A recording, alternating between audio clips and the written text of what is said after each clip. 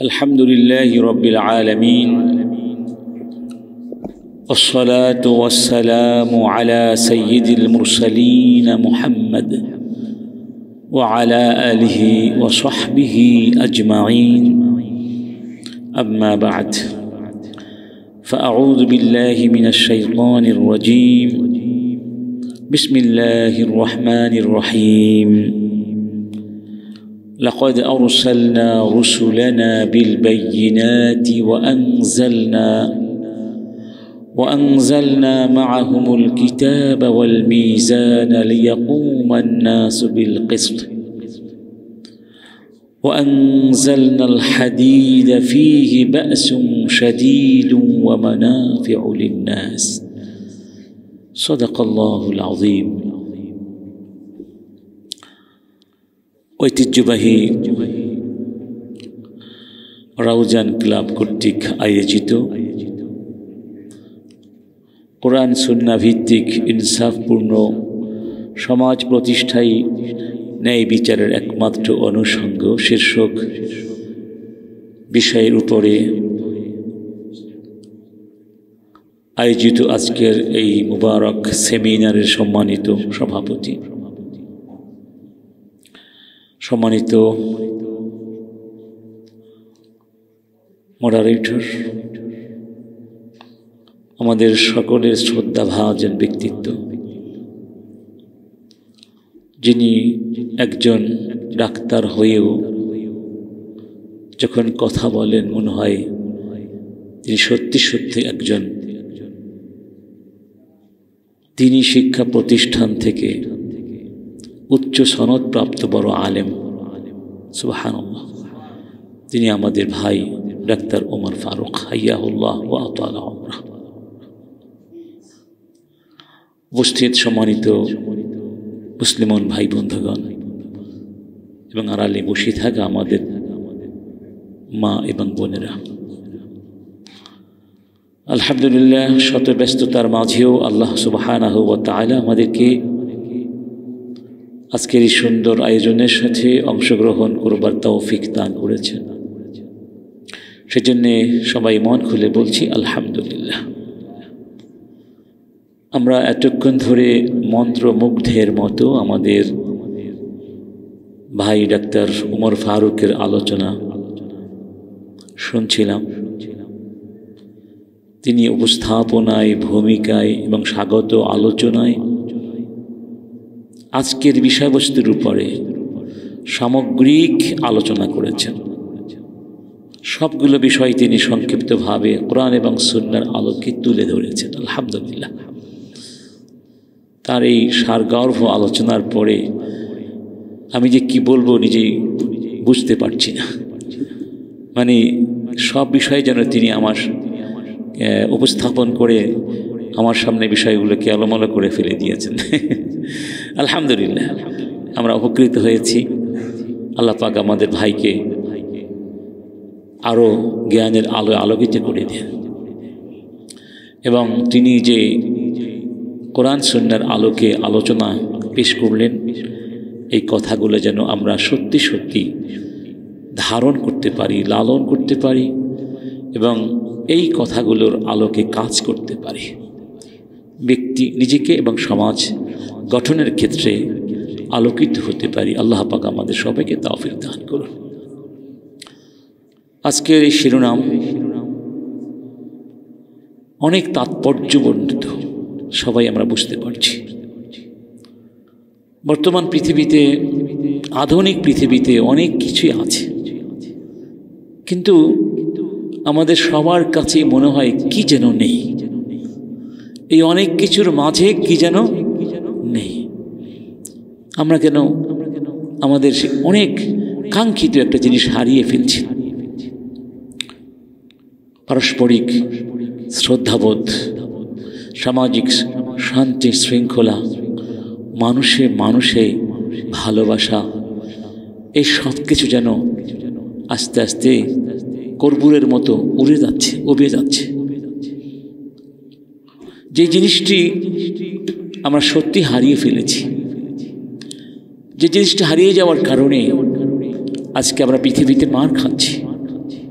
শুধু আমরা মার খাচ্ছি না, গোটা মানবতা ভয়ানকভাবে ক্ষতিগ্রস্ত হয়েছে। মানুষের মনুষ্যত্ব পশুর থেকে হার মানিয়েছে, এরপরে আর কিছু থাকে না। যার বাস্তব নমুনা বারবার আমার ভাই উল্লেখ করেছেন ফিলিস্তিনের সেই প্যাথেটিক দৃশ্যগুলো। সেই দৃষ্টি হলো ন্যায় বিচার, ন্যায় বিচার এবং ন্যায় বিচার। মানুষের মাঝে যেমন কিছু ভালো গুণ আছে, আবার কিছু খারাপ গুণ তো আছে না? মানুষের মাঝে নফসও আছে, আবার তার রুহটাও আছে। রুহ নৈতিকতার বাহন, নফস পাশবিকতার বাহন। তাহলে মানুষের ভেতরেই তো পাশবিকতা আর নৈতিকতার অনন্ত যুদ্ধ চলছে। সেই যুদ্ধে যদি নৈতিকতা হার মানে পাশবিকতার কাছে, তাহলে মানুষের সাথে তো আর পশুদের কোনো পার্থক্য থাকার কথা নয়।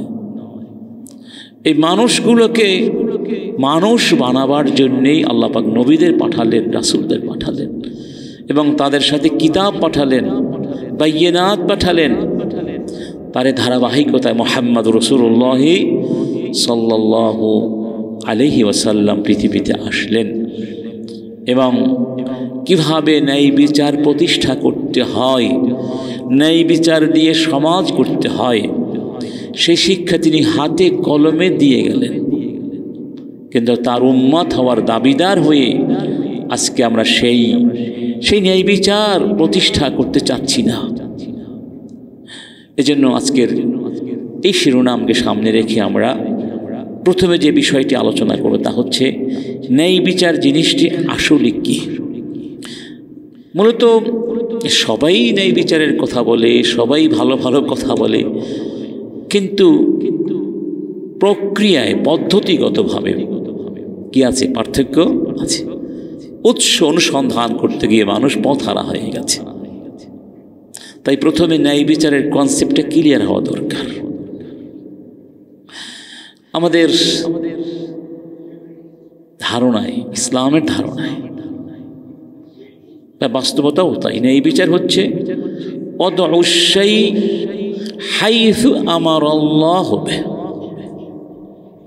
আল্লাহ সুবহানাহু ওয়া তাআলা যেই জিনিসটিকে, যেই বস্তুটিকে, যে বিষয়টিকে যেখানে রাখার আদেশ করেছেন, সেই জিনিসটিকে সেই জায়গায় সেভাবে রাখা, তার নাম ন্যায় বিচার। কারণ ফেরাউন যখন মূসা নবীকে বলেছিল যে তোমার রব আবার কে, তোমাদের রব কে, ফামান রব্বুকুমা ইয়া মূসা, মূসা তোমার আর হারুনের রব কে? তখন মূসা আলাইহিস সালাম জবাব দিয়েছিলেন, রব্বুনাল্লাযী আ'তা কুল্লা শাইইন খালকাহু সুম্মা হাদা। আমাদের রব হচ্ছেন সেই সত্তা যিনি সব কিছু সৃষ্টি করেছেন এবং প্রতিটি বস্তুকে হিদায়াত দান করেছেন। এই হিদায়াত, হিদায়া মানে কি? প্রত্যেকটা বস্তুকে বলে দিয়েছেন তার ফাংশন কি, তার দায়িত্ব কি, তার কাজ কি। এই জন্য দেখুন, মানুষ ছাড়া যত সৃষ্টি আছে কেউ কিন্তু আল্লাহর হিদায়াতের বাহিরে যায় না, যায় না।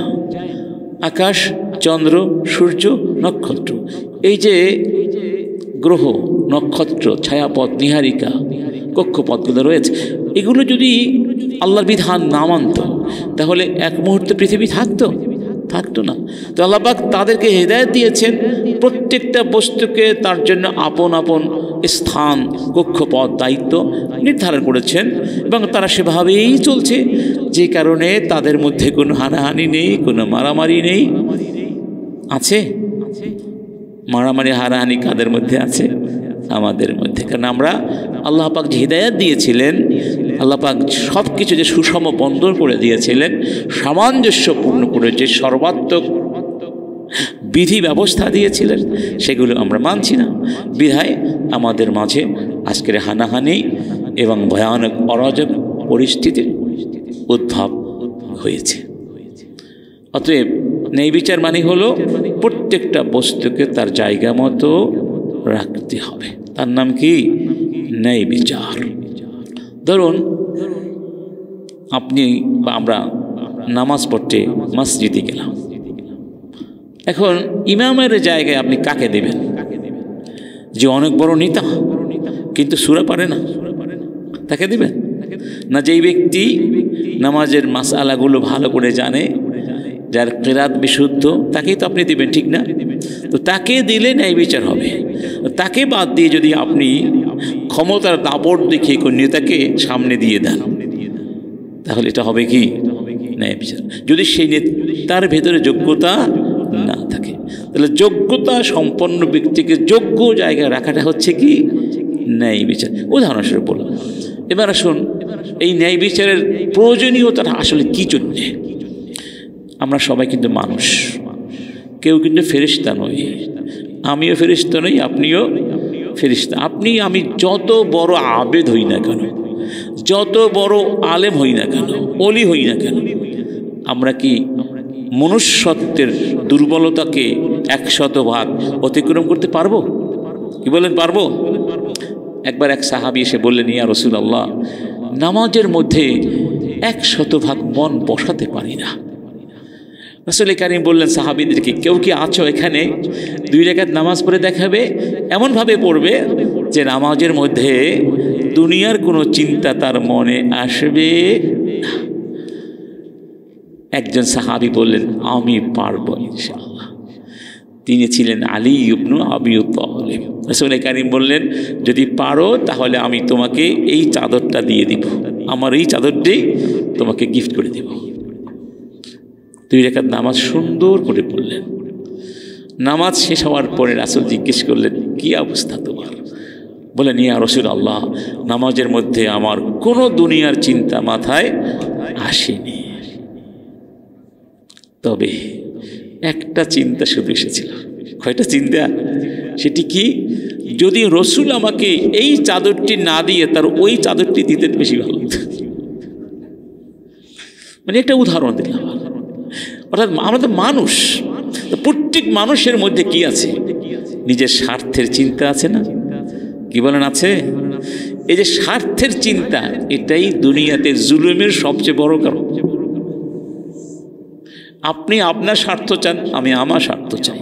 এই স্বার্থের সংঘাতের কারণে ব্যক্তির সাথে ব্যক্তির দ্বন্দ্ব হবেই। আবার এখানে শেষ নয়, ব্যক্তির সাথে সমাজেরও দ্বন্দ্ব আছে।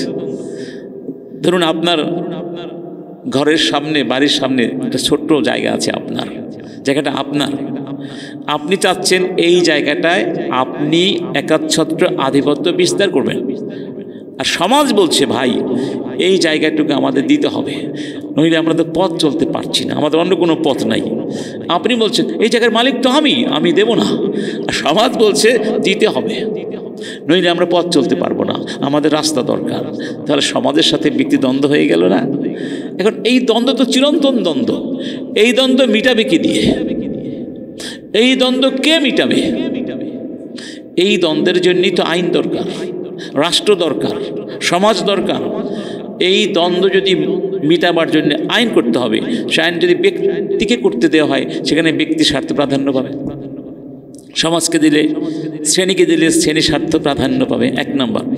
2 নম্বর হলো মানুষের কাছে কি চিরন্তন সর্বপরিব্যাপ্ত জ্ঞান আছে? মানুষ তো একটু পরে কি হবে তা জানে না। তাহলে মানুষ তার সীমাবদ্ধ জ্ঞান দিয়ে আইন করলে সে আইনটা তো চিরস্থায়ী হতে পারে না, এবং সে আইনটা কল্যাণকর হতে পারে না। 2টা উপাদান যদি না থাকে তাহলে কোনোদিন আইন মানুষের জন্য কল্যাণকর হয় না। একটি হচ্ছে যিনি আইন করবেন তাকে অবশ্যই ব্যক্তি স্বার্থের ঊর্ধ্বে উঠতে হবে। 2 নম্বর, অবশ্যই তাকে পরিব্যাপ্ত জ্ঞানের অধিকারী হতে হবে। আর এই দুটো মৌলিক উপাদান গুণ কার মধ্যে আছে? শুধু আল্লাহর মধ্যে আছে, কারণ তার মধ্যে কোনো স্বার্থের চিন্তা নেই। এই জন্য আল্লাহ পাক বলছেন, আলা ইয়ালামু মান খালাক ওয়া হুয়াল লাতীফুল খাবীর, যে আমি সৃষ্টি করেছি তোমাদেরকে, তোমাদের ভেতরে বাহিরে কি আছে আমি জানি। অর্থাৎ আমাদের মনস্তাত্ত্বিক, আমাদের সমাজতাত্ত্বিক যে প্রয়োজনগুলো রয়েছে কে জানেন? আপনি, আমি। আমাদের ভেতরে যে সূক্ষ্মাতি সূক্ষ্ম প্রবণতা আছে তাও তো আমরা জানি না। জানি? আমি নিজেকেও নিজে চিনি না। তাহলে আমি কি করে মানুষের জন্য কল্যাণকর চিরন্তন বিধান রচনা করব? এই জন্য যারা আল্লাহর বিধানকে বাদ দিয়ে নিজেরা সমান্তরাল বিধান করতে চায় তাদেরকে কাফের বলা হয়েছে। কেন কাফের বলা হয়েছে? কারণ তারা নিজেদেরকে আল্লাহর জায়গায় বসাতে চেষ্টা করেছে। এই অধিকারটা তাদের নেই। এই অধিকারটা শুধু কার? আল্লাহ সুবহানাহু ওয়া তাআলা। এজন্য আল্লাহ পাক বলছেন, সুম্মা জাআলনাকা আলা শারীআতিন মিনাল আমরি ফাত্তাবি'হা। হে রাসূল, আমি আপনাকে একটা শরীয়ত দিয়েছি, এটা আপনি মেনে চলবেন। একজন দার্শনিক, বাংলাদেশের তথাকথিত বিশাল দার্শনিক, সেদিন বললেন শরীয়ত আর কোরআন নাকি এক জিনিস না। আল্লাহ বলছেন সুম্মা জাআলনাকা, হে রাসূল আমি আপনাকে বানিয়েছি, আলা মানে উপরে, শারীআতিন মিনাল আমরি মানে আমার পক্ষতে শরীয়ত দিয়েছি, ফাত্তাবি'হা এটাকে আপনার মানতে হবে। ওয়ালা তাত্তাবি' আহওয়াল্লাযিনা লা ইয়ালামুন, আপনি ওদের কথা শুনতে পারবেন না, ওরা যারা বোঝে না, ওরা আসলে কিছুই জানে না। অতএব ওই অজ্ঞ মূর্খ ওদের কথা আপনি মানবেন না। আপনাকে আমি শরীয়ত দিয়েছি, এটা আপনাকে মানতে হবে। সুবহানাল্লাহ। যাই হোক, তো যে কথা বলছিলাম, তাহলে এই ব্যাপারে আমাদের মাঝে দ্বিমত নেই যে আসলে ন্যায় বিচার ছাড়া কোনো সমাজ চলতে পারে না। যেখানেই ন্যায় বিচার চলবে না, থাকবে না, সেখানেই পতন অনিবার্য। আল্লাহ পাক বলছেন, ওয়াতিলকাল কুরা আহলাকনাহা লাম্মা যালামু ওয়াজআলনা লিমাহলিকিহিম মাওঈদা। ওই সব জনপদগুলো আমি ধ্বংস করে দিয়েছি। কখন? যখন তারা একজন আর একজনকে জুলুম করা শুরু করেছিল। অর্থাৎ যেখানে ন্যায় বিচার থাকে না, সেখানে কি আসে? সেখানে আসে জুলুমতন্ত্র। আর জুলুম যেখানে আসে, জুলুমের আশা মানে হলো এই জনপদ ধ্বংস হবেই। যে ইবনু খালদুন সমাজবিজ্ঞানী বলছেন, ইন্না যুলমা মুআযিন লিখারাবিদ দুনিয়া লিল খারাব। যেখানে জুলুম দেখবে, মনে রাখবে এই সমাজটা পতনের দিকে যাচ্ছে। এটা পতনের সূচক, পতনের সূচক। এজন্য আল্লাহ সুবহানাহু ওয়া তাআলা ন্যায় বিচার প্রতিষ্ঠা করার জন্য নবীদেরকে পৃথিবীতে পাঠিয়েছেন। আল্লাহ পাক এভাবে বলছেন, যেমনটি শ্রুতি উল্লেখ করেছিলাম, লাকাদ আরসালনা রুসুলানা বিল বাইয়িনাত। আমি রসুলদেরকে প্রমাণ দিয়ে পাঠিয়েছি, রিসালাতের প্রমাণ দিয়ে পাঠিয়েছি। ওয়া আনজালনা মাআহুমুল কিতাবা ওয়াল মিজানা বিল কিসত। এবং তাদের সাথে আমি দুইটা জিনিস পাঠিয়েছি। ওয়া আনজালনা মাআহুল কিতাবা ওয়াল মিজান, একটার নাম কিতাব, আরেকটার নাম মিজান। মিজান মানে কি? দাড়িপাল্লা। দাড়িপাল্লা হচ্ছে কি? ন্যায় বিচারের মানদণ্ড বা প্রতীক। অর্থাৎ নবীদের দায়িত্ব ছিল এই মানদণ্ড দিয়ে সমাজে ন্যায় বিচার প্রতিষ্ঠা করে প্রত্যেকের ন্যায্য অধিকার ফিরিয়ে দেওয়া। আল্লাহর কসম করে বলুন, যেই দিন থেকে ইসলামের এই শরীয়তের বাস্তবায়ন আমরা ছেড়ে দিয়েছি, সেই দিন থেকে কত আইন কানুন বানিয়েছি না, কত জাতি থেকে কত আইন ধার করেছি। সত্যিকার অর্থে কি কেউ ন্যায় বিচার পেয়েছেন? এই দেখুন, স্বৈরাচারের পতনের পরে এত মিছিল কেন, এত আন্দোলন কেন? 53-54 বছর হলো দেশ স্বাধীন হয়ে গেছে না, কিন্তু আসলে কেউ ন্যায় বিচার, কোনো সেক্টরে কেউ ন্যায় বিচার পায়নি। এজন্য সবাই মনে করছে এখনই সময়, যা পাওয়া যায় তাতেই লাভ, যা পাওয়া যায় তাতেই লাভ। এখন এই সব পাগল হয়ে গেছে। আসলে কি ন্যায় বিচার পাবে? পাবে না। কান্নাকাটি করতে পারবো, কিন্তু ন্যায় বিচার, রাসূল কারীম বলছেন, মান হাকামা বিহি আদাল। কোরআন দিয়ে যিনি শাসন করবেন তিনি ন্যায় বিচার করবেন। তা ন্যায় বিচার তো সবাই চাই, কিন্তু চাইলে তো হবে, ন্যায় বিচারের উৎসে যেতে হবে, ঠিক না? যেমন ধরুন, এই যে নারীবাদীরা যে আন্দোলন করলো, তারাও কিন্তু ন্যায় বিচার চায়, তারা হিস্সা চায়। কি চায়? আমরাও তো ন্যায় বিচার চাই, তারাও ন্যায় বিচার চায়। তাদের ন্যায় বিচারের কনসেপ্টটা কি, ব্যাপারটা কি? ওই যে একটা কাহিনী, এক ব্যক্তির 3জন ব্যক্তির একজন প্রতিবেশী ছিল, তার বাড়িতে আগুন ধরে গেল। এখন প্রতিবেশীরা ভাবলো আগুন নিভানো দরকার, স্বাভাবিকভাবেই তারা ছুটে গেল। কিন্তু নিভাবে কিভাবে? একজন যিনি পেট্রোলের ব্যবসা করতেন বা কেরোসিনের ব্যবসা করতেন, তিনি ভাবলেন কয়েক ড্রাম কেরোসিন ঢেলে দিলে এটা নিভে যেতে পারে। তো ঢেলে দিলেন কয়েক ড্রাম কেরোসিন, আগুন তো আরও দাউ দাউ করে জ্বলে উঠল। আর একজন ভাবলো আমি কি করতে পারি, আমি তো হলাম লাকড়ির ব্যবসায়ী। তিনি কিছু লাকড়ি, কয়েক বোঝা লাকড়ি ফেলে দিলেন যে চাপায় আগুন নিভে যাবে, আগুন আরও জ্বলে উঠল। আর একজন ভাবলো আমি আর কি করবো, আমি তো তুষের ব্যবসা করি। তিনি কয়েক বোঝা তুষ ফেলে দিলেন, এবার শুরু হলো তুষের আগুন। তারা কিন্তু নিয়ত তাদের ভালো ছিল যে হয়তো আমরা আগুনটা নিভাতে পারবো। এটা যদিও বাস্তব কাহিনী নয়, জাস্ট এরকম হয়, অনেক কিছু মানুষ ভালো নিয়তে করে, উদ্দেশ্য ভালো, কিন্তু প্রক্রিয়াটা সুন্দর নয়। এখানে এসে মানবতা ভুল করেছে। এই জন্য আল্লাহ সুবহানাহু ওয়া তাআলা কোরআনের মধ্যে এই কথা স্পষ্ট ভাষায় বলেছেন, ইন্না আনজালনা ইলাইকাল কিতাবা বিল হাক্কি লিতাহকুমা বাইনান নাসি বিমা আরাকাল্লাহ। হে রাসূল, আমি আপনাকে একটি সত্য কিতাব দিয়েছি, এই কিতাব দিয়ে আপনি বিচার করবেন, ফয়সালা করবেন আমি যেভাবে দেখিয়ে দিয়েছি সেভাবে। ওয়ালা তাত্তাবি বিমা আরাকাল্লাহ ওয়ালা তাকুল লিল খাইনিনা খাসিমা। আর বিশ্বাসঘাতকদের পক্ষে ওকালতি করবেন। তাহলে বোঝা গেল এই কোরআনের বিপক্ষে যারা চলে যায় তারা কি বিশ্বাসঘাতক, তারা কি বিশ্বাসঘাতক। আপনারা বলুন, আল্লাহ বলছেন ইয়া আইয়ুহাল্লাযীনা আমানু দুখুলু ফিস সিলমি কাফা, তোমরা পরিপূর্ণভাবে ইসলামে ঢোকো। কার আদেশ? ইসলাম কি শুধু নামাজের নাম? এই জাতীয় কোনো আলোচনা হলো, চোরের হাত কাটার বিধানটা কে দিয়েছেন বলুন? কোরআনে দিয়েছেন না? তো নামাজের বিধান যেই কোরআনে দেয়া হয়েছে, চোরের হাত কাটার নির্দেশ তো সেই কোরআনেই দেয়া হয়েছে। তা আপনি নামাজ পড়ার ক্ষেত্রে তো আপত্তি করেন না, চোরের হাত কাটার কথা বললে আপনি আপত্তি করছেন কোন অধিকারে? তাহলে আপনি কি পরিপূর্ণ মুসলিম হতে পারলেন? বলেন পারলেন? এখন এই কাজটা করবে কারা? কোরআনের শাসন, কোরআনের ন্যায় বিচার প্রতিষ্ঠা করবে কে? ফেরেশতারা এসে করে দিয়ে যাবে, তাই না? আল্লাহ চাইলে তো তা করতে পারতেন।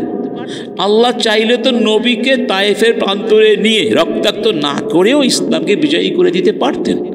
আল্লাহ চাইলে তো নবীকে উহুদের প্রান্তরে রক্তাক্ত না করেও তো ইসলাম প্রতিষ্ঠিত করে দিতে পারতেন। কিন্তু এটা আল্লাহর সুন্নাহ নয়। আল্লাহ সাহায্য করবেন, তবে সেই সাহায্যের যোগ্যতা আমাদের অর্জন করতে। তাহলে এই কাজ তো ইহুদিরা করে দিবে না, এই কাজ তো খ্রিস্টানরা করে দিবে না, কারণ তারা তাদের ধর্ম প্রতিষ্ঠা করছে, আমরা আমাদেরটা প্রতিষ্ঠা করব। তো আমরা কোন জাতি? আমরা আত্মহারা এক জাতি, আত্মভোলা এক জাতি। আমরা নিজেদের আদর্শ ভুলে ইহুদিদেরকে এখন বন্ধু বানিয়েছি। তাদের আদর্শ আমাদের ভালো লাগে, খ্রিস্টানদের আদর্শ আমাদের ভালো লাগে। চিন্তা করে দেখুন, একটু আগে ভাই বলে গেলেন, মোর ফারুক ভাই, এত মানুষ হত্যা করা হচ্ছে প্যালেস্টাইনে, কিন্তু একটি মুসলিম দেশ কোনো দৃশ্যমান ভূমিকা রাখে নাই। সবাই নীরব, যেন কোনো অনুভূতি নাই। কারণটা কি? কেন তারা কথা বলতে পারছে না? কেন কথা বলছে না? কথা বললেই কি আমেরিকা খেয়ে ফেলবে? যখন হাসিনার সরু শাসন ছিল তখন অনেকে মনে করতো কথা বললে হাসিনা খেয়ে ফেলবে, ঠিক না? তো হাসিনা খেয়ে ফেলতে পেরেছে। যখন সবাই কথা বলেছে, হাসিনা পালিয়েছে না? তাহলে মুসলিম বিশ্ব যদি ঐক্যবদ্ধ হয়ে কথা বলতো, ট্রাম্পের বাবাও কিছু করতে সেও চিন্তা করতে কথা বলার আগে। তারা তো বলদ না, তারা তো পাগল না, কারণ তাদেরও তো আমাদের প্রয়োজন আছে, আমাদেরও তাদের প্রয়োজন আছে নাকি নাই? অবশ্যই প্রয়োজন আছে। কারণটা কোথায়? কারণ আমরা আজকে নিজেরা ভুলে গিয়েছি, নিজেরা কোরআনকে ভুলে গিয়েছি। যাই হোক, তাহলে প্রথম কথা হচ্ছে ন্যায় বিচার কি সেটা আমরা বুঝলাম, ন্যায় বিচার প্রতিষ্ঠার গুরুত্বটাও বুঝলাম। এই গুরুত্বের সাথে আরও কিছু কথা আছে যা আল্লাহ সুবহানাহু ওয়া তাআলা ন্যায় বিচারের আদেশ স্পষ্টভাবে করে দিয়েছেন, রসুলকে সরাসরি করেছেন। ওয়া উমিরতু আনা আদিলা বাইনাকুম, আমাকে আদেশ করা হয়েছে, রাসূল বলেছেন আমাকে আদেশ করা হয়েছে যেন আমি ন্যায় বিচার করি। এবং রাসূল ন্যায় বিচার করেছেন এবং সেখানে আপন পরের মধ্যে কোনো পার্থক্য করেছেন?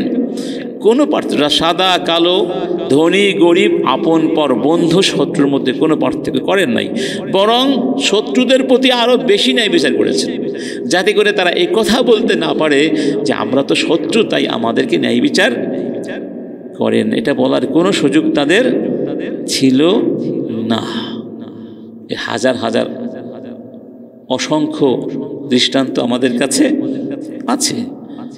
এই জন্য যে হাদিসটা আমরা এটাকে শুনলাম, যে তিনি নিজের মেয়ের ব্যাপারে বলেছেন, ওয়াইমুল্লাহ, আল্লাহর কসম, লাউ আন্না ফাতিমাতা বিনতা মুহাম্মাদিন সারাকাত লাকাতাআতু ইয়াদাহা, মুহাম্মাদের মেয়ে মানে আমার মেয়ে ফাতেমাও যদি চুরি করত আমি তাকেও ছাড় দিতাম। ইসলামের দণ্ড দুই প্রকার। কয় প্রকার? দুই প্রকার। অপরাধের দণ্ড দুই প্রকার।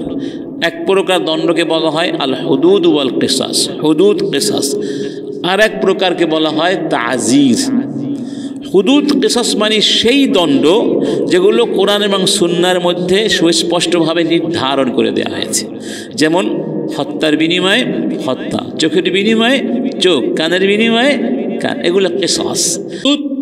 যেমন ব্যভিচারের শাস্তি, চুরি করার শাস্তি, মদ খাওয়ার শাস্তি, এগুলো আছে না, অপবাদ দেওয়ার শাস্তি, এগুলো হুদুদ।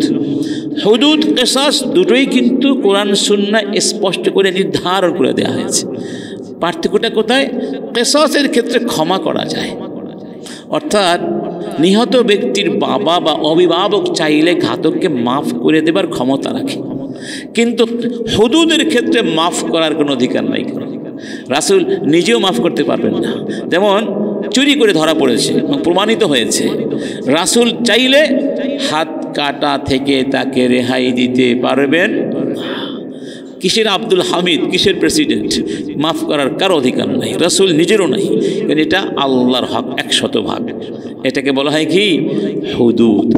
আর এর বাহিরে যেগুলো অপরাধ বলে ঘোষণা করা হয়েছে কিন্তু নির্দিষ্ট কোনো শাস্তির ব্যবস্থা রাখা হয় নাই, সেক্ষেত্রে স্থানকাল পাত্রভেদে শাস্তি প্রবর্তন করা যেতে পারে।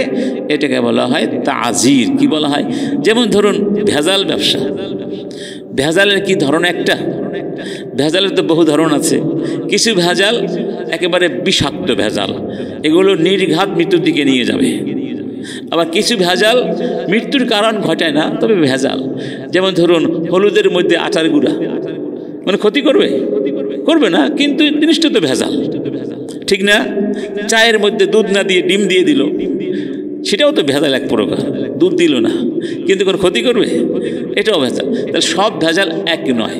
এখানে স্থানকাল পাত্রভেদে ভেজালের গুরুত্ব পরিধি সব কিছু বিবেচনা করে আইন করা যেতে পারে কোন ভেজালের কি শাস্তি হবে। এগুলোকে বলা হয় কি? তাজির। রাসূল বলেছেন আমার মেয়ে ফাতেমা যদি চুরি করতো আমি তাকে ছাড় দিতাম না। এবং রাসূল নিজের উপরেও কিসাস প্রতিষ্ঠা করেছেন, নিজের উপরে। সুবহানাল্লাহ, সুবহানাল্লাহ। বদরের প্রান্তরে দেখুন, যখন রাসূল করিম সৈন্য সমাবেশ ঘটাচ্ছিলেন, দেখতে পেয়েছিলেন এক সাহাবী লাইনের বাহিরে দাঁড়িয়ে রয়েছে। তার নাম ছিল কি? সাওয়াদ বিন গাজিয়া। বললেন সাওয়াদ ইস্তাউই, সোজা হয়ে দাঁড়াও। সাওয়াদকে রাসূল লাঠি দিয়ে আসতে একটা গুতা মেরেছিলেন। সাওয়াদ বললেন ইয়া রাসূলুল্লাহ আউজাআতানি, আমি তো খুব ব্যথা পেয়েছি এবং আমাকে কিসাস নেওয়ার সুযোগ দিতে হবে। আল্লাহ আপনাকে সত্য দিন নিয়ে পাঠিয়েছেন, ন্যায় বিচার করতে পাঠিয়েছেন, আমি কিসাস চাই। মানে আপনি আমাকে যেভাবে গুতা দিয়েছেন আমিও একটা গুতা আপনাকে দিব। তখন রাসূল করিম লাঠিটা তার হাতে তুলে দিলেন এবং বললেন দাও, গুতা দাও। তো তিনি বললেন আমার তো গায়ে জামা নাই। রাসূল তখন জামাটা খুলে ফেলেছিলেন বা উপরে উঠিয়েছিলেন। বলেন তাহলে এবার তুমি কিসাস নাও। তখন সাওয়াদ কি করেছিলেন? রাসূলকে ধরে চুমু দিয়েছিলেন, জড়িয়ে ধরেছিলেন। রাসূল করিম যখন বললেন এই কাজটি কেন করলে, তখন তিনি বললেন হাদারানি মা তারা ইয়া রাসূলুল্লাহ, দেখতেই তো পাচ্ছেন কিছুক্ষণের মধ্যেই জিহাদের ময়দানে, যুদ্ধের ময়দানে ঝাঁপিয়ে পড়তে হবে। জানি না ওই যুদ্ধের ময়দান থেকে ফিরে আসতে পারবো কি না। হতে পারে এটি আপনার সাথে আমার শেষ দেখা, আপনার সাথে আমার এই শেষ সাক্ষাতের স্মৃতিটুকু নিয়ে আমি মরতে চেয়েছিলাম। এই জন্য এই কাজটা আমি করেছি। সুবহানাল্লাহ।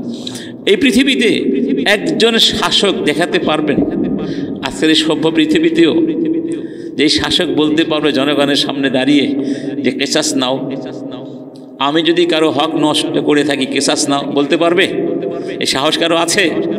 এই সাহস কারো নাই, কারণ সে অন্যায় করেছে, অবিচার করেছে, যে কারণে এই সাহস করার তার কথাও নয়। শেখ হাসিনা নিজেও তো বলেছে, যদি আমি সেই দিন পালিয়ে না আসতাম ওরা আমাকে মেরে ফেলতো, আমাকে কিছুই রাখতো না, বলেছে না? বাস্তবতাও তাই, কিছুই রাখতো না। কারণ এত বেশি জুলুম মানুষকে করেছে তারা, যে মানুষের মধ্যে প্রচণ্ড ক্ষোভ এর উদ্গীরণ ঘটতো, এবং কী ঘটতো আল্লাহ সঠিক জানেন। এই জন্য দেখুন, এই পৃথিবীতে যদি অনুকরণীয় ন্যায় বিচারের ক্ষেত্রে কোনো শাসক থাকে, তিনি হলেন মুহাম্মদ রাসূলুল্লাহ। তার আদর্শ ছাড়া ন্যায় বিচার প্রতিষ্ঠা করা সম্ভব নয়। বলতে পারেন এখন তো আমেরিকা, ইউরোপে অনেক ন্যায় বিচার আছে। ন্যায় বিচার, কিছু ন্যায় বিচার না থাকলে মানব জাতি থাকবে না। তো কিছুটা নৈতিকতা না থাকলে কোনো জাতি টিকে না। ওই যতটুকু আছে ততটুকু টিকবে। ইসলামের ন্যায় বিচার সবার জন্য, মুসলিম অমুসলিম, আপন পর। আর কাফেরদের ন্যায় বিচার নিজেদের জন্য, আমাদের জন্য না।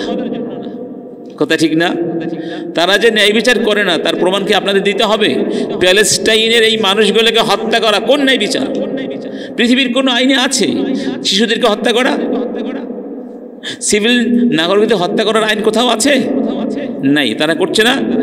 এবং অহংকার, দাম্ভিকতার সাথে করছে। গোটা গাজাকে মাটির সাথে মিশিয়ে দেওয়া হবে, কাউকে রাখা হবে না। তার বোঝা গেল এরা ন্যায় বিচার জানে না। ন্যায় বিচার কি তারা শিখে নাই? তারা স্বার্থ যেখানে আছে সেখানে তারা আছে।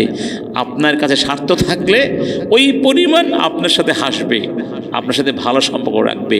যেখানে যে বলেছিলাম, যেখানে স্বার্থ নাই সেখানে আপনি হবেন জঙ্গি, আপনি হবেন সন্ত্রাসী, আপনি হবেন তাদের কাছে চক্ষুশূল। এটাই হচ্ছে তাদের ন্যায় বিচার।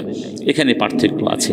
তো যাই হোক, এরপরে সাহাবায়ে কেরামদের যুগেও দেখুন, আমরা সবাই অবগত রয়েছেন। একটু স্মরণ করিয়ে দেওয়া আর কি, ন্যায় বিচার কিভাবে আমরা বিশ্বকে দিয়েছিলাম, আর আজকে বিশ্ব কোথায় দাঁড়িয়েছে, আমরাই বা কোথায় দাঁড়িয়েছি।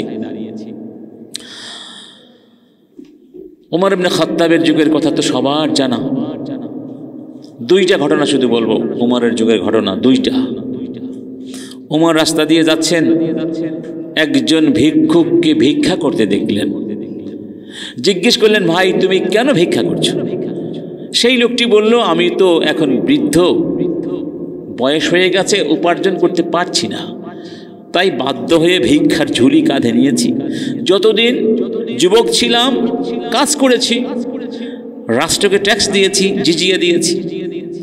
ওমর বললেন, লোকটি বলল, আমি ইহুদি। ওমর বললেন, ভাই আমাকে মাফ করে দিও, তোমাকে জুলুম করেছি। জালামনাক মা আনসাফনাকা, তোমাকে ইনসাফ করতে পারিনি আমরা। তোমার যৌবনকে আমরা ব্যবহার করেছি, আর বার্ধক্যে তোমাকে রাস্তা ছেড়ে দিয়েছি, আমাদেরকে মাফ করে দিও।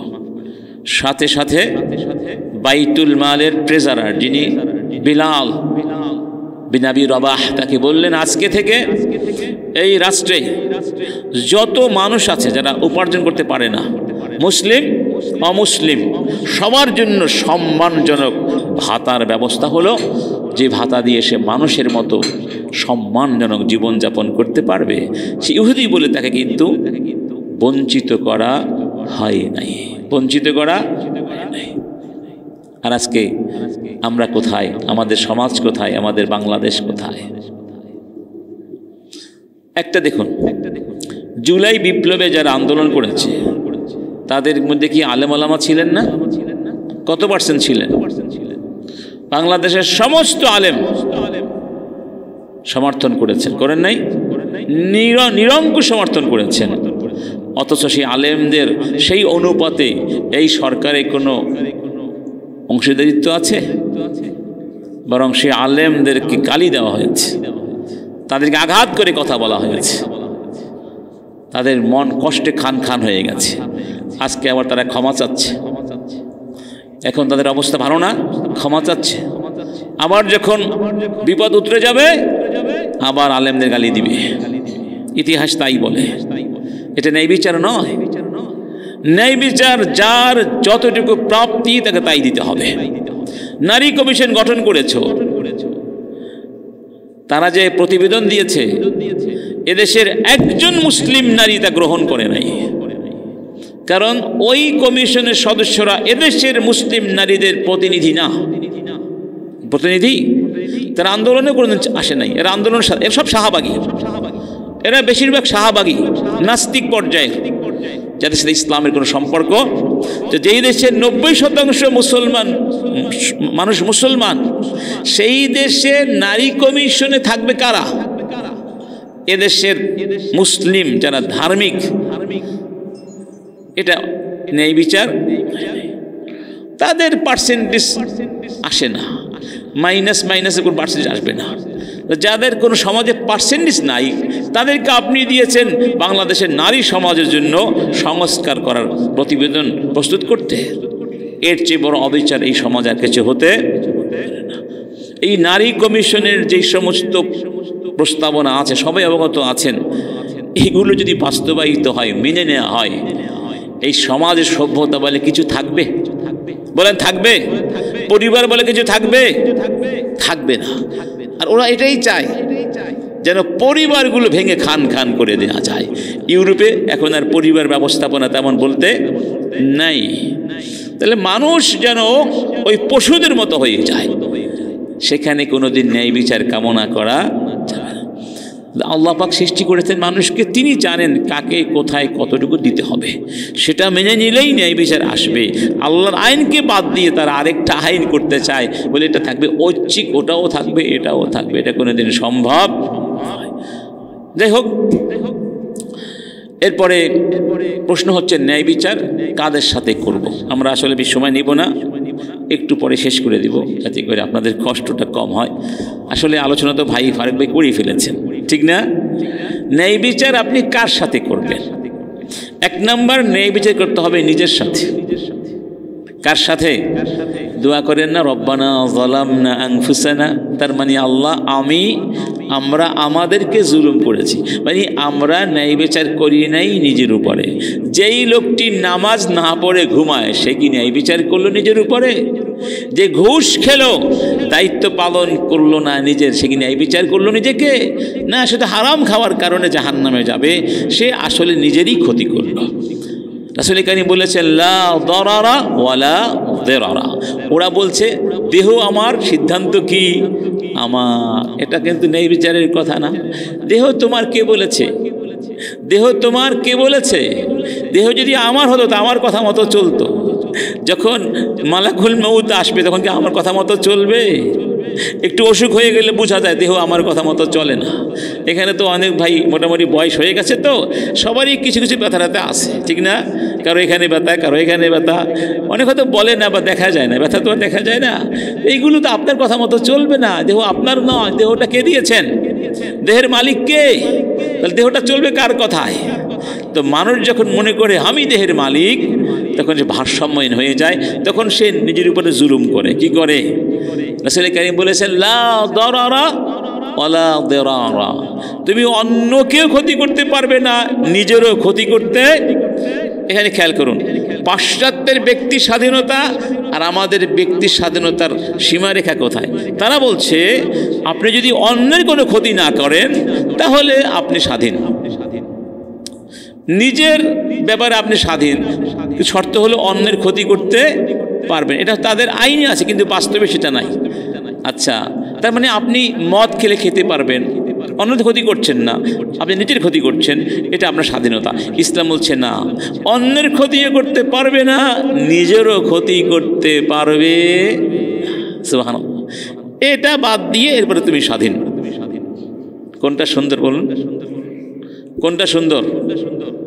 ইসলাম সুন্দর নয়, ইসলামই সুন্দর।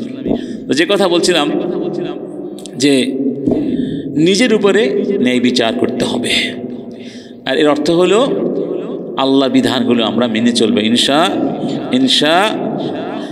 এবং আমরা আজকের এই সেমিনার থেকে জাতীয় পর্যায়ে একটা আবেদন এপিল পেশ করব, সেটা হচ্ছে দুর্নীতিমুক্ত বাংলাদেশ, দুর্নীতিমুক্ত প্রশাসন। দুর্নীতিবাজেরা সমস্ত জুলুমের মূল অনুঘটক। মূল কি? এই দুর্নীতিবাজ ঘুষ খায়, ঘুষখোরদের কারণে মানুষের হক নষ্ট হয়। কি হয়? হক নষ্ট হয়। এমন কোনো বাংলাদেশে অফিস আদালত নাই ইল্লা মাশা আল্লাহ যেখানে ঘুষ ছাড়া কোনো কাজ হয়। ঠিক না? ঠিক কি না? ঘুষ ছাড়া কাজ হয় না। পুলিশ প্রশাসন বলুন, এই নতুন বাংলাদেশে আমরা স্বপ্ন দেখেছিলাম দুর্নীতিমুক্ত একটা সুন্দর বাংলাদেশ আমরা গড়ব। কিন্তু গড়বেন কাদেরকে দিয়ে? যেই লাউ সেই কদু। কারণ এই শিক্ষা ব্যবস্থায় যারা শিক্ষিত হয়েছে, যাদের মধ্যে আমল নাই, আখলাক নাই, দিন নাই, ঈমান নাই, তারা কিভাবে দুর্নীতিমুক্ত হবে?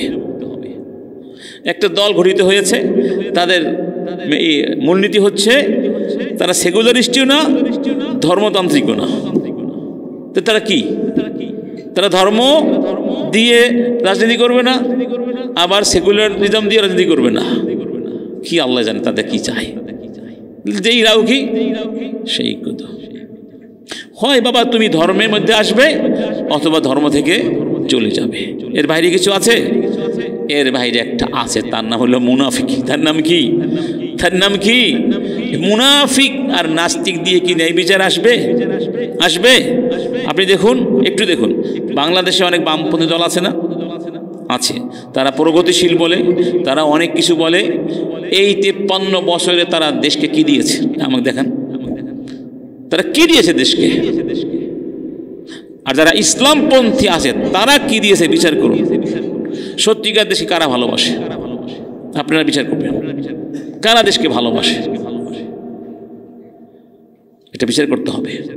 তার বোঝা গেল কোরআনের সঙ্গে যারা থাকবে তারা নিজেদের প্রতি জুলুম করতে, তারা ঘুষ খেতে পারবে। তাহলে ঘুষমুক্ত সমাজ গঠন করতে হলে কোরআন ভিত্তিক শিক্ষাও দরকার আছে। কোরআন ভিত্তিক শিক্ষা হলে কোরআন ভিত্তিক সমাজ হবে। কোরআন ভিত্তিক সমাজ হলে ন্যায় বিচার আসবে। ন্যায় বিচার আসলে আপনি আপনার অধিকারটা পাবেন, নইলে চিল্লি করে কোনো লাভ হবে না। শুধু রক্ত যাবে, জীবন যাবে, সময় যাবে, কিন্তু আসলে কিছু পাওয়া যাবে। এখন মনে করতে পারেন এই সমস্ত ওয়াজদি কাজ হবে না, বাংলাদেশে কোনোদিন ইসলামী রাষ্ট্র আসবে না, ন্যায় বিচারও আসবে না। এই কথা চিন্তা করে গিয়ে আপনি আল্লাহর কাছে জবাব দিতে পারবেন? সত্যি করে বলুন, আপনি কি চেষ্টা করেছেন? আমি কি চেষ্টা করেছি? আল্লাহ যেখানে বলছেন ওয়া নাকিমুদ্দিন, আমার দিনকে তোমরা কায়েম করে দাও, আমার দিন কায়েম করো, তো দিন কায়েম করার জন্য আমি কি করেছি বলুন না? আপনি কোনো না কোনো ইসলামী দল আপনার করতে হবে, একটাও ভালো না আপনি একটা করেন, কিন্তু করতে তো হবে, উপায় নেই। আচ্ছা ধরুন বাঁচতে হলে খেতে হবে না, কি খাবেন? বাজারে একটা পণ্য দেখেন ভালো আছে, সব ভেজাল। আরে বাবা ভেজাল হলে তো খেতে হবে না, বাঁচবো কীভাবে? ভেজাল হলেও খেতে হবে। জামাত ভালো না, তাবলিগ ভালো না, হেফাজত ভালো না, ঠিক আছে একটাও ভালো না, কিন্তু করবেনটা কি? আপনাকে তো কাজ করতে হবে। আপনি ভালো হন বাস, ওরা খারাপ, আপনি ভালো হন, আপনি আপনার আঙ্গিকে কাজ করেন। কিন্তু আপনি একা করলে তো হবে না বাবা, একা একা কাজ করে তো রাষ্ট্র হয় না। সমাজকে পরিবর্তন করা যাবে সবাই মিললে, তখন করা যাবে। এই জন্য আল্লাহ কি বলেছেন? কুনতুম খায়রা উখরিজাত তা'মুরুনা ওয়া তানহাউনা, তোমরা বলেছেন তোমরা ভালো কাজ করতে বলবে, খারাপ কাজ থেকে বাধা দেবে, তোমরা সবাই মিলে। আর ভালো কাজ করতে বাধা, খারাপ কাজে বাধা দেওয়া, ভালো কাজ করতে বলা, এটার চূড়ান্ত রূপ হলো রাষ্ট্র। চূড়ান্ত রূপ কি?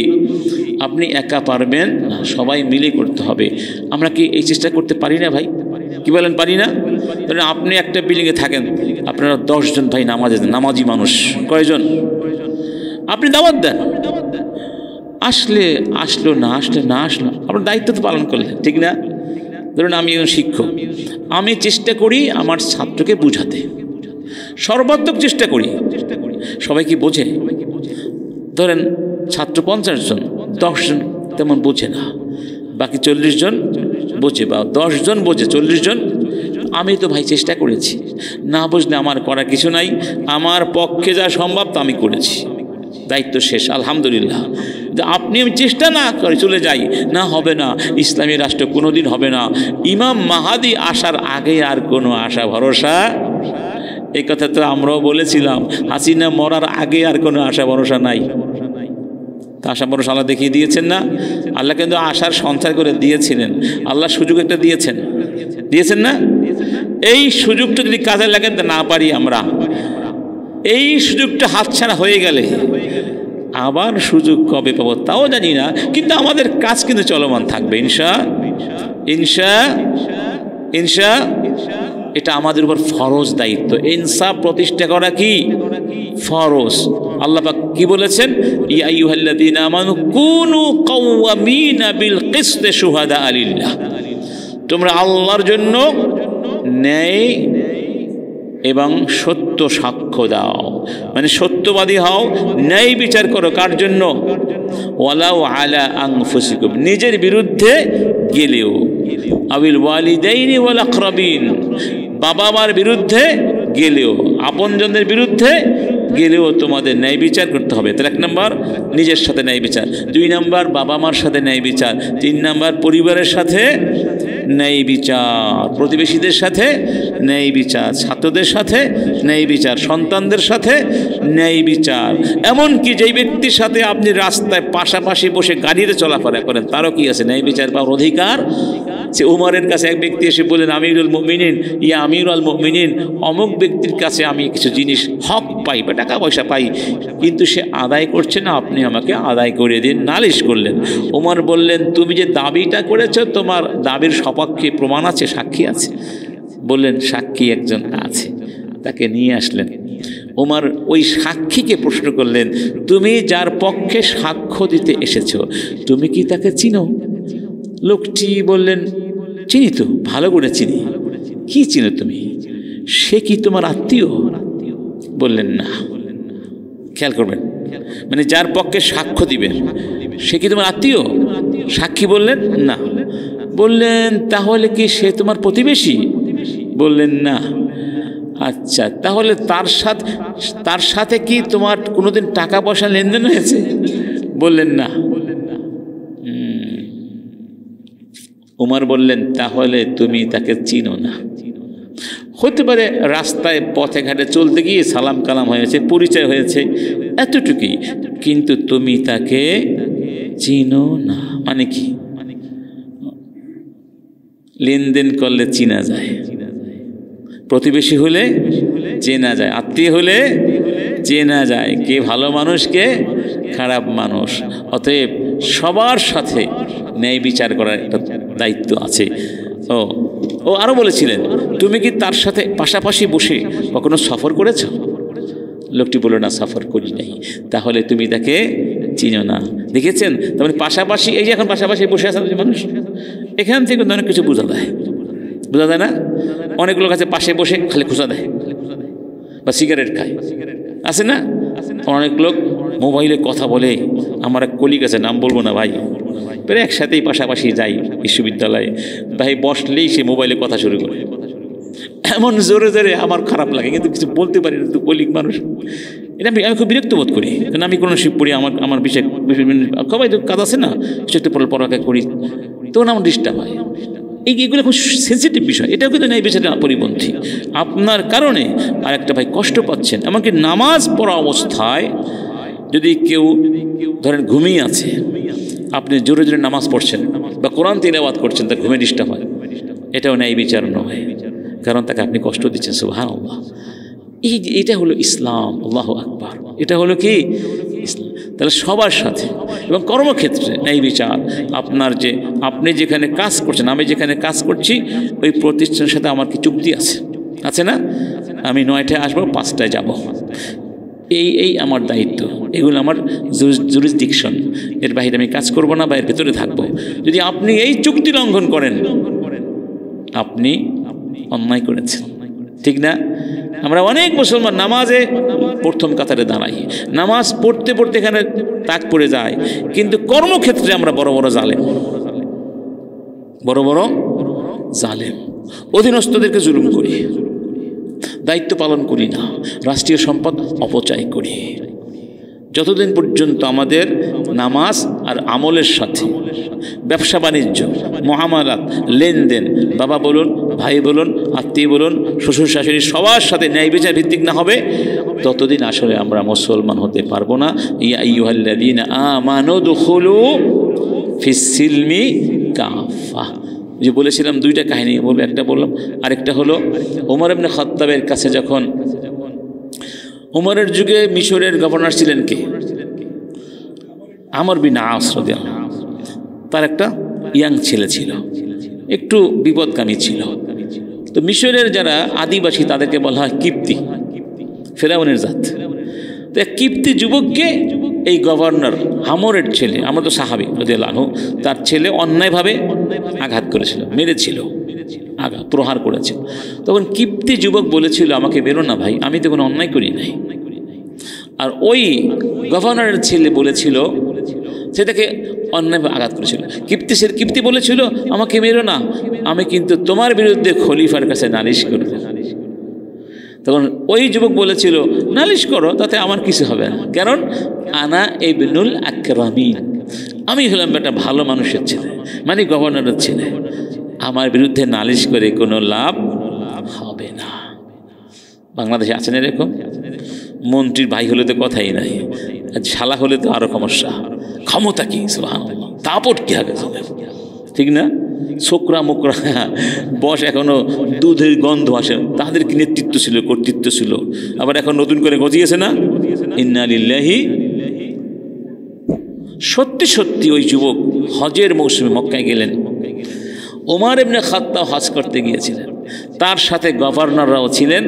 মিশরের গভর্নর আমর ইবনে আস ছিলেন, তার সন্তানও তার সাথে ছিল। ঘটনা করবে, নালিশ করলো যুবক ওমরের কাছে, কিপ্তি।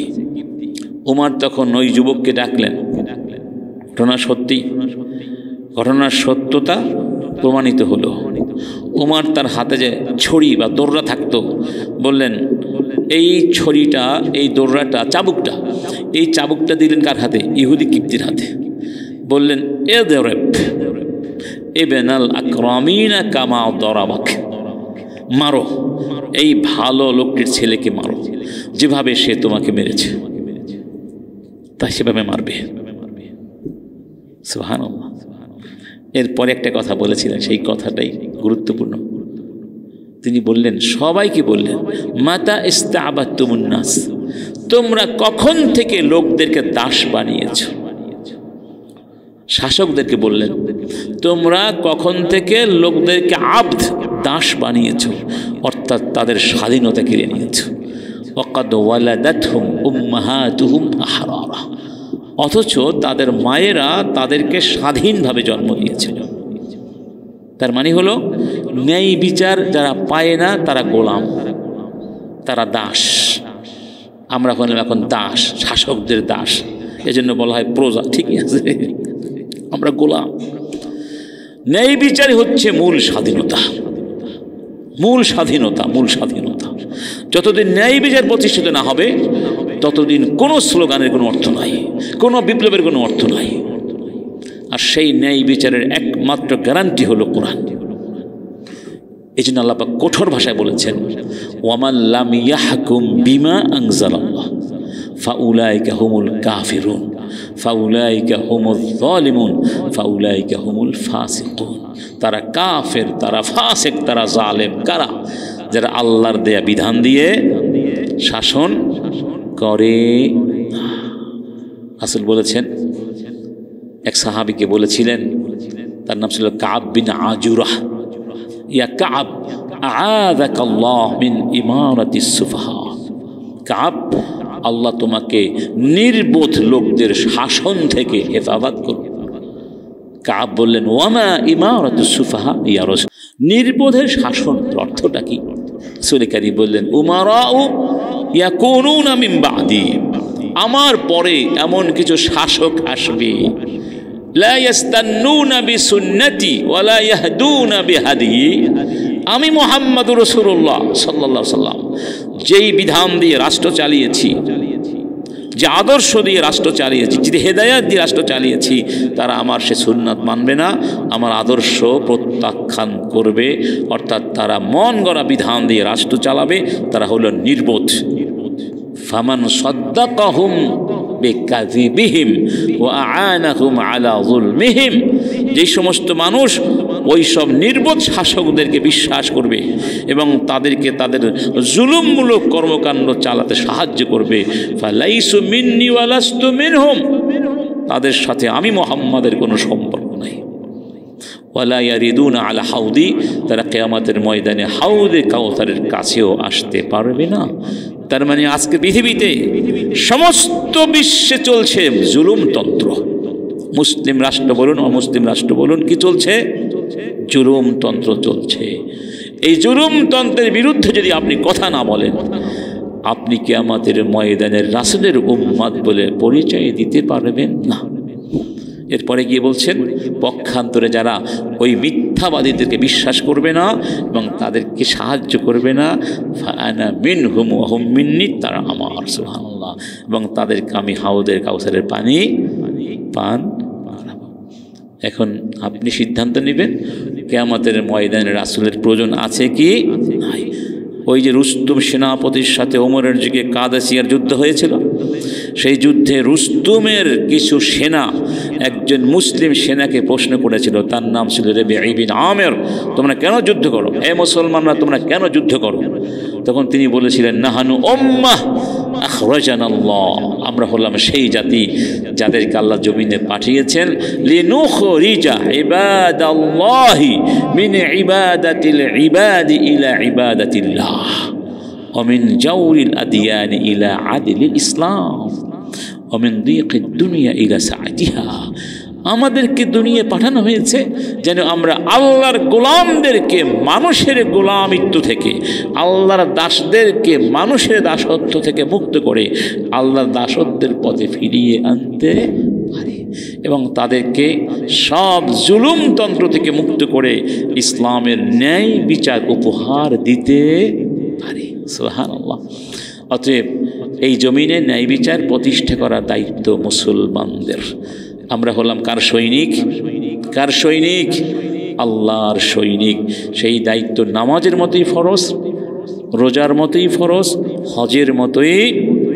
এই যে লক্ষ লক্ষ মুসলমান হজ করতে যাব, আমরা হজ করতে যাব, যাচ্ছে, অথচ এই মুসলমানদের সামনে প্যালেস্টাইনে নিরীহ নারী পুরুষকে হত্যা করা হচ্ছে। এই মুসলমান দিয়ে আসলে কোনো লাভ আছে? আসলে এইরকম মুসলমান আমরা হয়েছি। অতএব আসুন আমরা ইসলামের ন্যায় বিচারের আদর্শ উজ্জীবিত হই। যে যেখানে আছি প্রত্যেকের সাথে এই ন্যায় বিচারের অনুশীলন করি। আমি যদি আমার ঘরে ন্যায় বিচার করি, তাহলে আমার স্ত্রী সে খুশি হবে না? তার মাধ্যমে আর একজন মহিলা ইসলামের দিকে আকৃষ্ট হবে না, দেখে এই ঘরে ন্যায় বিচার আছে। এইভাবে ন্যায় বিচারের ছায়া, মানে আপনি হবেন ইসলামের একজন অ্যাম্বাসেডর, প্রত্যেকে হবে অ্যাম্বাসেডর। আপনি ন্যায় বিচার প্রতিষ্ঠা করে দেখাবেন, এটাই হলো ইসলাম। এটা হলো কি না, আপনি ভাবছেন না এটা তো মফিজ সাহেব করলে হবে, তিনি আলেম মানুষ, তিনি করবেন। আমি ভাবছি না এটা আমি করবো না, এটা তো করবে বিচারপতি। মানে আমরা প্রত্যেকেই ভাবি আর একজন করবে, আমি করব না। এভাবে কি হবে? নাকি প্রত্যেকে দায়িত্ব নিতে হবে? যে কথাগুলো কোরআনে বলা হয়েছে, আমাকে বলা হয়েছে একা না, আপনাকে বলা হয়েছে, সবাইকে তো সমানভাবে বলা হয়েছে। ইসলামেতে কোনো তন্ত্রমন্ত্র নাই, সামাজিক কোনো বিভেদ নাই, মানে এরা হলো প্রিস্টলি ক্লাস, মানে ইসলামেতে এগুলো নাই, পৌরোহিততন্ত্র নাই, সবাই মুসলমান, সবার দায়িত্ব কি সমান, ঠিক না? অতএব প্রত্যেকেই এখানে এগিয়ে আসতে হবে। আল্লাহর রাস্তে সবার কাছে আমরা আবেদন করব, আমরা এই সিদ্ধান্ত নিব যে আল্লাহর জমিনে আল্লাহর দিনকে বিজয়ী করব, যেভাবে পারি, যতটুকু পারি, টাকা দিয়ে হোক, পয়সা দিয়ে হোক, বুদ্ধি দিয়ে হোক, কিংবা দুটো লাইন লিখে হোক, প্রতিবাদ করে হোক। সবাই যদি ধরুন এখন যেটা চলছে নারী সংস্কার, প্রত্যেকে প্রতিবাদ করবেন, পত্রিকায় লিখে, ফেসবুকে লিখে ভোটে দিবেন, আন্দোলন করবেন, মানববন্ধন করবেন। এভাবে প্রতিবাদ না করলে ওরাও জানে যেটা ওরা এটা বাস্তবায়ন করতে পারবে না, জানে। কিন্তু খোঁচা দিল একটা। ওরা দেখলো দেশে মুসলমান ঘুমিয়ে, ওরা যা চেয়েছে তা পেয়েছে। এটা নিয়ে আলোচনা হোক, সমালোচনা হোক, এটা ওদের প্রাথমিক একটা পর্যায়ে, এটা স্বাভাবিক করার জন্য, নর্মালাইজ করার জন্য, এই আজে বাজে কাজগুলোকে নর্মালাইজ করা। এই পরিভাষাগুলো আমাদেরকে জানা ছিল। যেমন ট্রান্সজেন্ডার আমরা জানতাম এক সময়, কিন্তু এখন সবাই এইটাকে তারা নর্মালাইজ করে ফেলেছে। আস্তে আস্তে আস্তে আস্তে মানুষ এখন নর্মাল মনে করবে, এটাই ওদের চক্রান্ত। কিন্তু আমরা যদি প্রতিবাদ না করি তাহলে ওরা তো মাথায় উঠে বসবে। এই জন্য যেখানে যেরকম প্রতিবাদ করতে হবে এবং আল্লাহর দ্বীনের বিজয় সাধনের জন্য আল্লাহ পাক যা দিয়েছেন সেগুলো নিয়ে কাজ করতে হবে, অন্যথায় আল্লাহর কাছে জবাবদিহি করতে হবে। আল্লাহ পাক আমাদের সবাইকে এই কথাগুলো বুঝে আমল করে তৌফিক দান করুন।